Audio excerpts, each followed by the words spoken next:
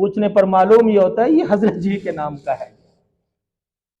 साल के बाद जाकर हजरत जी के दरबार पर जाकर वहां ज़िबा कर रहे और खुशियां मनाते हैं। क्यों ज़िबा करते हैं? इसलिए कि सब कुछ किसने दिया है? हजरत जी ने दिया है। अस्तगफिरुल्लाह। सब कुछ देने वाली जात कौन है? अल्लाह है। औलाद देने वाली जात कौन है? अल्लाह है।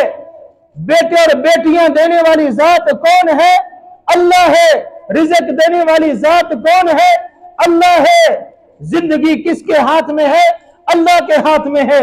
मौत किसके हाथ में है? अल्लाह के हाथ में है, हजरत जी के हाथ में नहीं है। इसलिए अगर बकरे और छतरी और कट्टे और बच्चे देने हैं तो किसको देने हैं? अल्लाह को देने हैं, अल्लाह के नाम पर देने हैं। अल्लाह के नबी सल्लल्लाहु अलैहि वसल्लम ने फरमाया कि अल्लाह उस बंदे पर लानत करता है जो बंदा गैरुल्लाह के नाम पर कोई चीज देता है, ज़िबा करता है। तीसरा काम, अल्लाह के नबी सल्लल्लाहु अलैहि वसल्लम ने फरमाया अल्लाह उस बंदे पर लानत नाज़िल करता है जो दीन के अंदर कोई नया काम शुरू कर देता है, यानी बिदअती पर, यानी जो बिदअत करता है, जो दीन के अंदर अपनी मर्जी का काम शुरू कर दे, अल्लाह उस बंदे पर अपनी लानतें नाज़िल करता है।